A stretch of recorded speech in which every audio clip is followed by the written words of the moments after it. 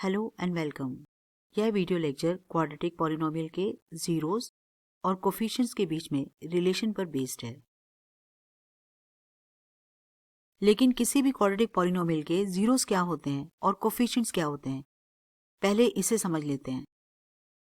Suppose ये एक polynomial है। हम जानते हैं कि पॉलिनोमियल की नेमिंग की जा सकती है, तो ये पॉलिनोमियल px है। इस पॉलिनोमियल में कोफिशिएंट्स क्या हैं? एक क्वाड्रेटिक पॉलिनोमियल की जनरल फॉर्म होती है ax square plus bx plus c where a is not equal to 0। a b c are real numbers. ये किसी भी क्वाड्रेटिक पॉलिनोमियल की जनरल फॉर्म है। इसमें a नॉट इक्वल टू 0 बहुत ज़रूरी है, क्योंकि अगर a 0 हो गया तो ये लीनियर पॉलिनोमियल बन जाएगा। जबकि a b c real numbers हैं। यहाँ पर a b c में रूट्स वाले नंबर हो सकते हैं, डेसिमल वाले नंबर्स हो सकते हैं, फ्रैक्शंस हो सकते हैं और सीधे नेचुरल नंबर्स भी हो सकते हैं। पर a should not be equal to 0। b and c can be 0। तो ये एक क्वाड्रेटिक पॉलिनोमियल की जनरल फॉर्म है। यहाँ पर a b c क्या है? ये कहलाते हैं कोफिशिएंट्स। जैसे कि एक्स स्क्वायर का कोफिशिएंट है a, x का कोफिशिएंट है b और कांस्टेंट टर्म है c। इसको देखते हुए यहाँ पर कोफिशिएंट्स क्या हैं?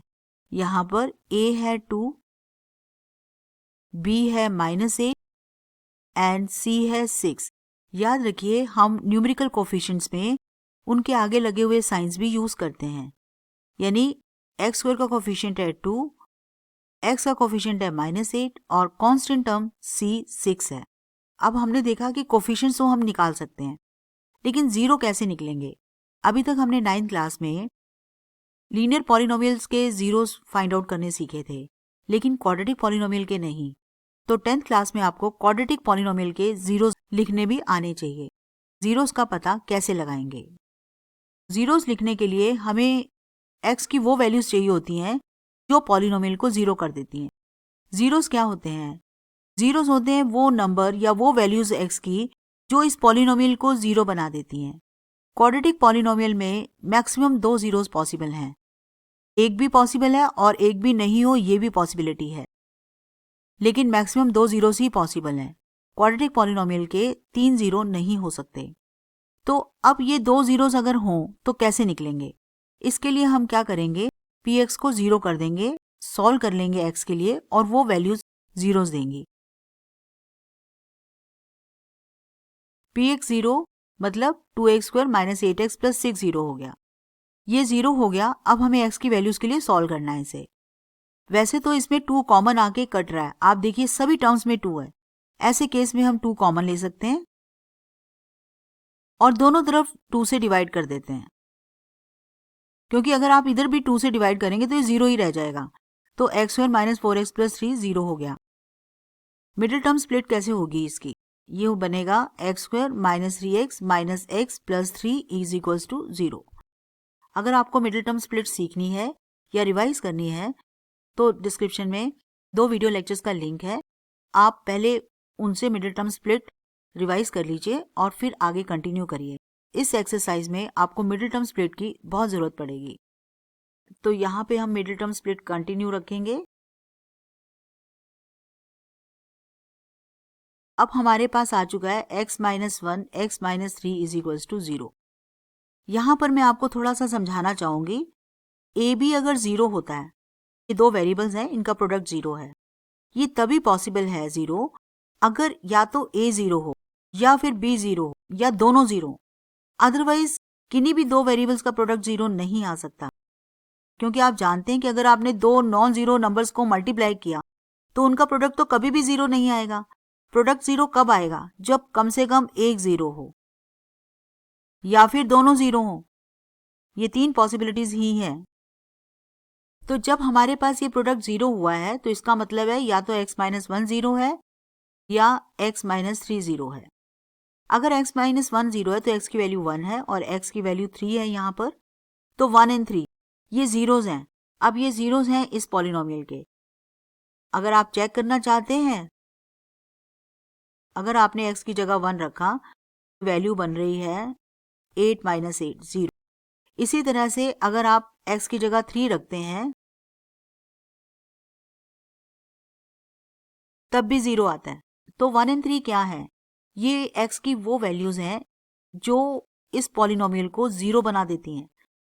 तो इसीलिए इनको जीरोस ऑफ द पॉलिनोमियल कहेंगे, यानी 1 and 3 are zeros of this polynomial.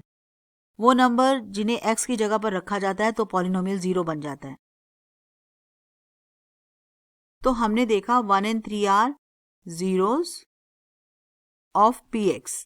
इस पॉलिनोमियल के 1 एंड 3 जीरोस हैं।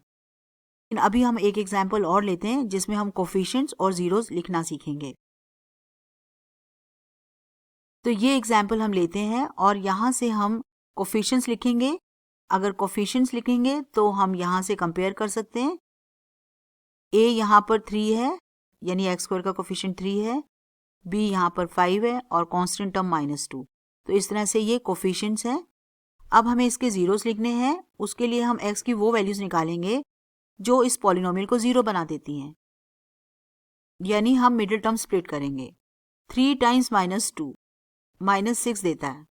यहाँ पर आकर मैं आपको फिर से याद दिला देती हूँ, factorisation using middle term split पर वीडियो लेक्चर्स का लिंक मैंने डिस्क्रिप्शन में दे दिया है। अगर आपको रिवाइज करना है या सीखना है तो दोनों केसेस में आप पहले उन वीडियो लेक्चर्स को देख सकते हैं।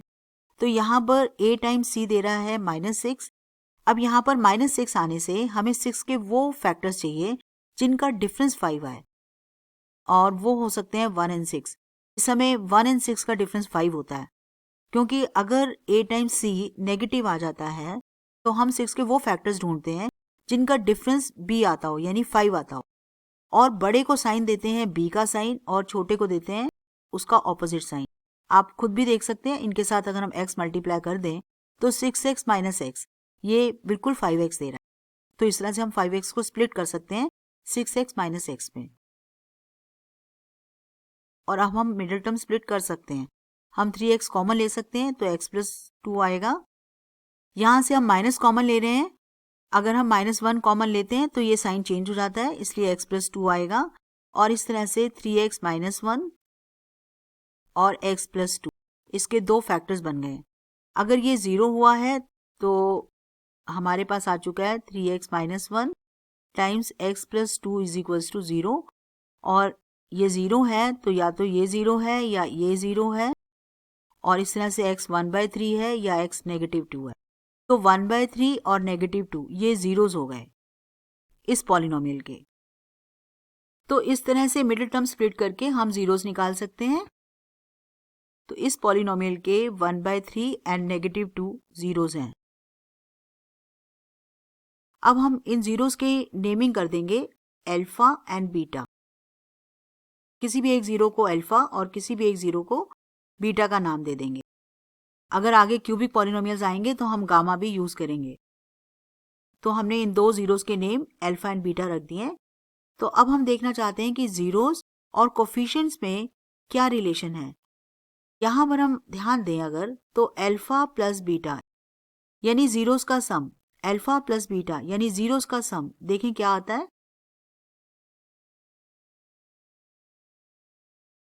और प्रोडक्ट, अब हम एक और चीज देखते हैं कि हमारे पास ए बी सी ये दे रखे हैं। What is -b/a? -b/a यानी माइनस और b क्या है 5 और a है 3। अब इस समय ध्यान से देखें कि अल्फा बीटा यानी जीरोस का सम -b/a के इक्वल है। इसी तरह से c/a सॉल्व करके देखते हैं। c है -2 और a है 3, सो -2 / 3, और ये चीज किसके इक्वल है? अल्फा बीटा के। तो यही रिलेशन है कोफिशिएंट्स एंड जीरोस में। Sum of zeros of a polynomial is equals to -b/a, which is minus coefficient of x divided by coefficient of x square, और प्रोडक्ट ऑफ जीरोस c/a के equal है, और ये है constant term divided by coefficient of x square.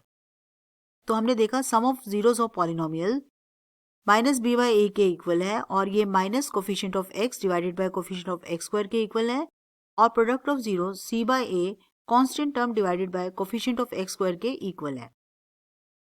अब ये note है हमारे पास कि अगर अल्फा बीटा किसी quadratic polynomial A X square plus B X plus C के जीरोस होते हैं तो alpha plus beta minus B by A होता है और alpha beta C by A होता है। यह आपने अभी भी सीखा। लेकिन ऐसा भी हो सकता है कि हमें जीरोस पता हो और हमें क्वाड्रेटिक पॉलिनोमियल लिखना हो। अगर हमें अल्फा बीटा जीरोस मालूम है तो क्वाड्रेटिक पॉलिनोमियल को हम लिख सकते हैं k times x square minus alpha plus beta times x plus alpha beta where k is some constant. हमें ये याद रखना होगा k times x square minus alpha plus beta x plus alpha beta. ये तो थे क्वाड्रेटिक पॉलिनोमियल के। Cubic polynomial के बारे में भी ये रिलेशन आपकी बुक में दे रखा है। अगर हमारे पास एक क्यूबिक पॉलिनोमियल है a x cube plus B x square plus c x plus d तो इसके 3 जीरोस पॉसिबल हैं।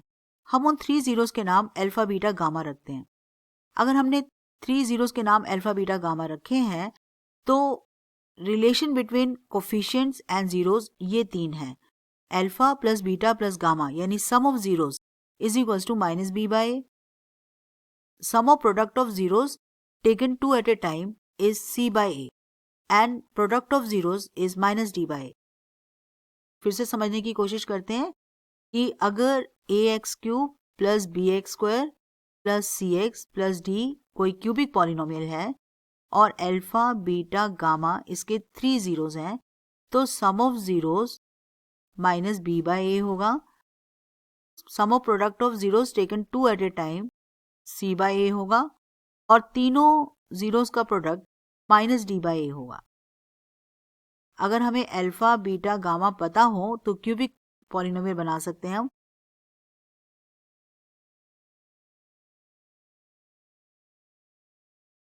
यहाँ पर प्लस माइनस का आपको ध्यान रखना होगा। यहाँ माइनस लगा हुआ है, एक्स के कोफिशिएंट के आगे प्लस लगा हुआ है और कांस्टेंट टर्म के आगे माइनस लगा हुआ है। Where k is some constant.